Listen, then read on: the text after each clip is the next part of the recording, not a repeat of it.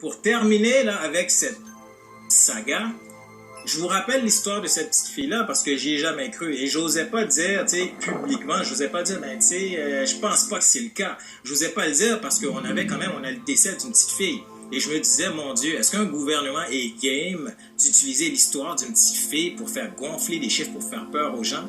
Eh bien, ils l'ont fait. Ils l'ont fait. Le gouvernement là, de la Belgique, là, le nouveau porte-parole, là, mon Dieu, il devrait être congédié ou quelque chose parce que je ne peux pas croire que quelqu'un, un professionnel de la santé, avec autant d'expérience, que tu présentes le cas d'une petite fille décédée et qu'il a fallu que le père revienne à la charge au niveau des médias et dise, écoutez, guys, attendez, là, ma petite fille n'est pas morte de coronavirus, arrêtez de faire peur aux gens. Et voici l'article qui a été publié par le 7 sur 7. Le père de la petite fille de 3 ans décédée, c'est ce qu'il dit. Ce n'est pas le coronavirus qui l'a tuée, il l'a accompagnée. Autrement dit, la petite fille était infectée du coronavirus, mais c'est pas ça qui l'a tuée. C'est scandaleux. Et la fillette décédée aux cliniques universitaires Saint-Luc souffrait d'une maladie à risque. Elle était atteinte d'amyotropie spinale, une maladie neuromusculaire d'origine génétique. Et cette maladie-là, il y a comme 400 versions de cette maladie-là, donc de maladies neuromusculaires. Il y en a vraiment beaucoup de versions. Et cette maladie-là, c'est une maladie qui peut être à bas risque, comme il peut être à très haut risque. Et beaucoup de gens meurent de cette maladie-là à chaque année.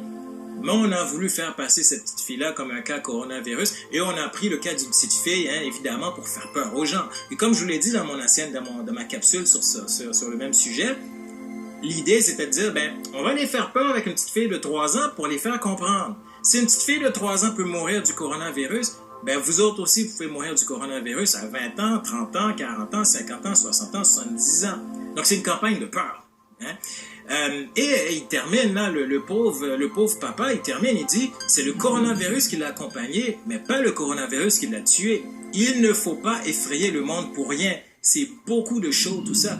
Le papa était sur le choc de voir que sa petite fille vient de décéder. Ils sont en train de passer à travers quand même le décès de leur petite fille de 3 ans. Et là, tu as un gouvernement, le gouvernement de la Belgique, qui emprunte l'histoire pour envoyer ça dans tout le monde, partout sur le globe, pour effrayer les gens, pour une histoire de masque, pour nous faire peur. C'est scandaleux.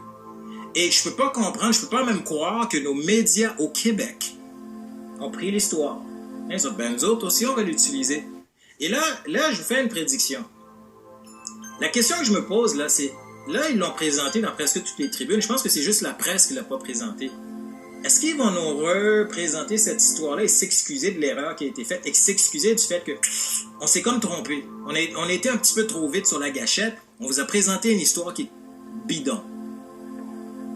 Je pense pas que ça va arriver, là. Je pense pas. Tu sais, je mettrai un 100$, là. Je pense pas qu'ils vont retourner sur l'histoire parce que c'est carrément honteux. Maintenant qu'on sait ça, moi j'ai 2 questions là, pour le gouvernement. Ma première question. C'est qui a approuvé que le décompte des décès là, devait inclure des cas non testés? C'est qui a approuvé ça? Parce que moi, à ce que je sache, là, lorsque j'ai vu se dérouler tous ces protocoles, on faisait des réunions, on faisait des conférences de presse, Legault, Arruda et compagnie, presque tous les jours. Il n'y a jamais quelqu'un qui a parlé du fait que dans les décès, qu'on allait inclure toutes sortes de cas là, non testés, des cas non confirmés, ben on allait mettre tout ça. Personne n'a jamais approuvé ça. On n'en a jamais parlé, on n'a jamais eu de débat là-dessus. C'est qui a approuvé toute cette histoire-là? Et la deuxième question, c'est pourquoi?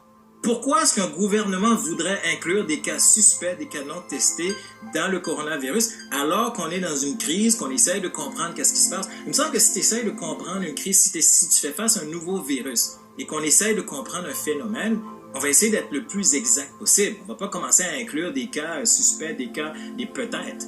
Mais non, c'est ce qu'ils ont fait. Mais la chose est la suivante. C'est que je sais qu'ils ne vont pas répondre à ces questions-là. Là. Qui suis-je? Hein? Qui suis-je pour poser une question? Hein? Un gars du peuple. Hein? Qui suis-je? Donc, ils ne vont pas répondre à mes questions. Donc, une chose s'impose, là, cher public québécois. Moi, à ce stade-ci, là, je pense qu'une commission d'enquête indépendante là, est nécessaire. Évidemment, une commission d'enquête indépendante, surtout pas avec un Legault ou Arruda dans les parages, là, qui viennent vérifier dans les bureaux, là, surtout pas. Hein? Avec la gamique avec tout ce scandale-là, avec toute cette bisbille-là autour des diagnostics, Legault, Arruda, là, laisser quelqu'un d'autre faire la job, là, essayer de déterminer qu'est-ce qui s'est vraiment passé. Parce que je vous dis quelque chose, là, cher public, nous n'avons pas autant de décès au Québec lorsqu'on regarde les cas de décès corona, là. Impossible.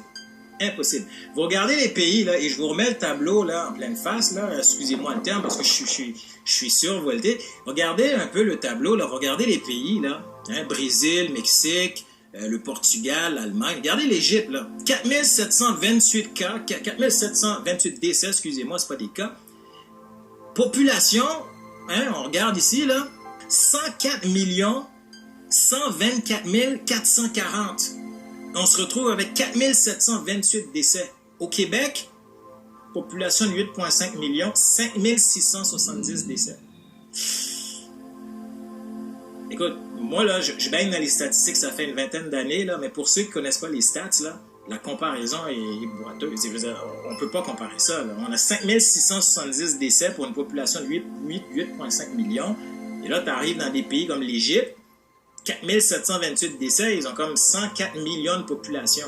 Il y a quelque chose qui ne fonctionne pas. Fait que je vous dirais qu'à ce stade-ci, là, une commission d'enquête indépendante est nécessaire. Il y a un internaute qui me demandait là, hier sur YouTube, il me disait, qu'est-ce qu'on fait à partir de là?